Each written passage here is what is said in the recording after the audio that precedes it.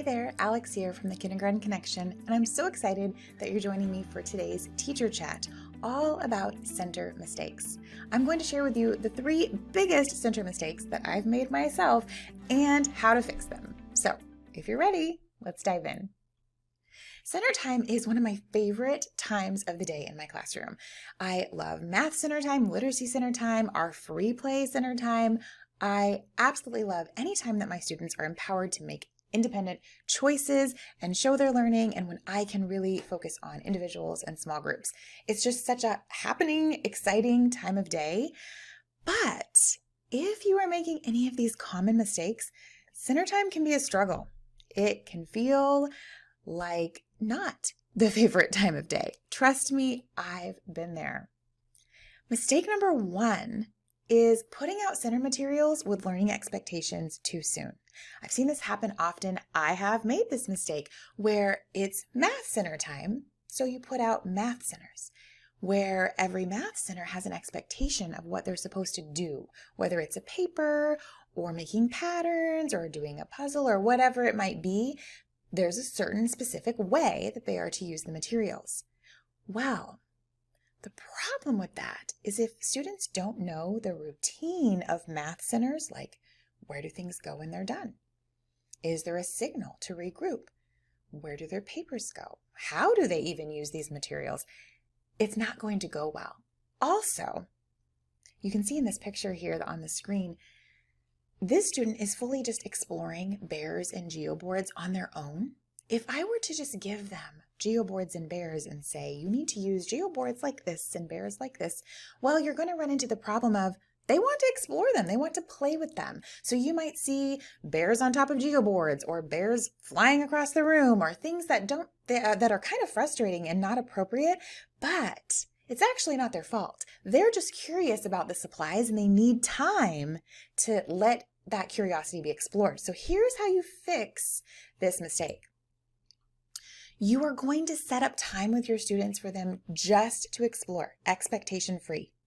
I always say when I'm talking about this and talking to other teachers about this is if I'm building a routine, that is all I'm doing. So if we are learning math routines and literacy routines and what math and literacy centers even mean in our classroom, there is no way I want them to have an expectation on them. So while we're building routines, they are just exploring. On the previous side, you saw students exploring with bears and geoboards. They might explore with pattern blocks, puzzles, and think of the materials that are commonly used in your math centers, and they're just exploring. It's okay if they're stacking the bears or if they're just playing with the bears like action figures. It's okay. They're just exploring because what this does is it lets them learn the routine, like the cleanup signal, how to regroup, without having to worry about how to do the center. Then, once the routines are finalized and smooth, then it's time to start including some expectations on those supplies. And a way to do that is as simple as, remember those bears that we've been playing with? Well, now I have a job for you with those bears during math centers. And then you introduce the center and make it available. So this is mistake number 1 and fix number 1 so that you're not hanging. Go give this a try. Let students explore materials before you put an expectation on them. Mistake number 2 is not having a system for easy organization and cleanup of materials. The last thing we want is to ring the chimes or ring a bell or whatever the signal is to come back together as a group. And then kids are like leaving supplies out or running around the room, trying to put things in their backpack, kind of all over the place, and it just feels chaotic. Definitely, that never feels good as a teacher, right? So not having a system is a mistake, and one I've made, and I have since fixed this by having a color-coded system. Now, when I say this, and I'm showing you some pictures here, you are going to notice I do have colored bins. I did purchase colored bins. You're also going to see, though, I have some bins here that are white or clear, that they're not the same color, but I just used construction paper. Just tape colored construction paper on whatever bins you have and teach students to read that color as a label. So in our classroom, for example, if it's literacy center time, literacy centers are all housed on the blue shelves. So those blue things are their choices during literacy center, during our literacy block. They may choose anything from the blue shelves.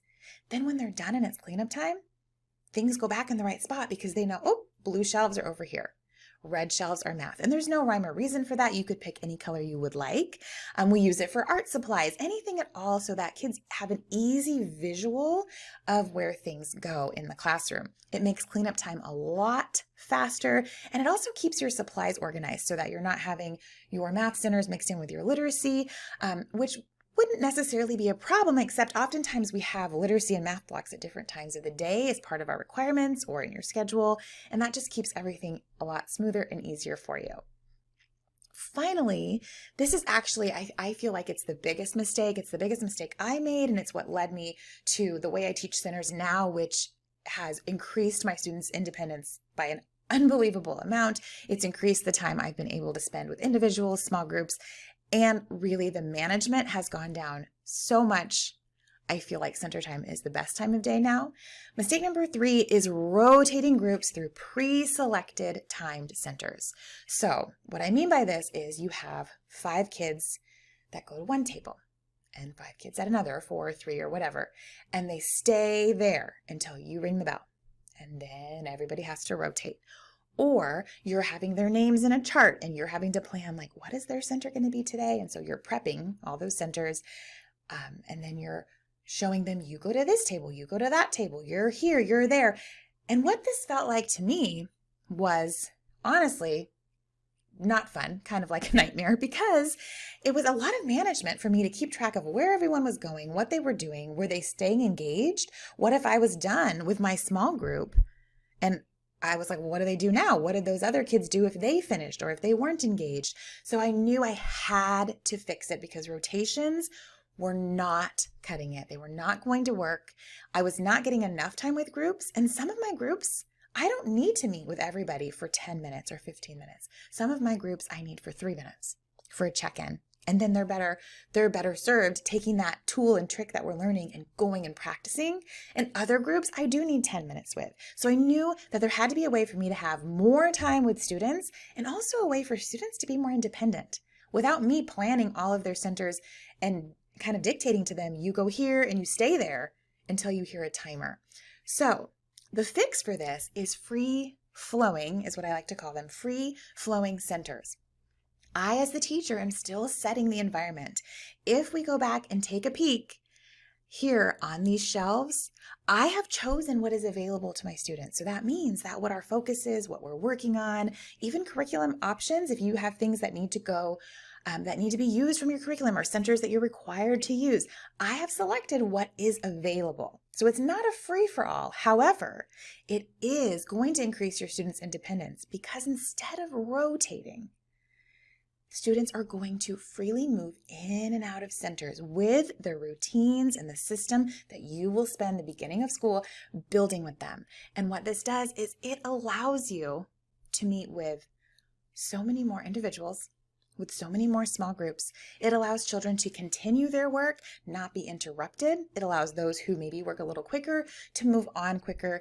And your classroom becomes this lively hum of engaged students with very minimal problems, and you will have so much more prep time because no longer are you spending all of your time at like a CSI board trying to see where all the kids are going to go, because all you need to worry about is making sure developmentally appropriate activities that are meeting their goals are available and that your small groups are rocking.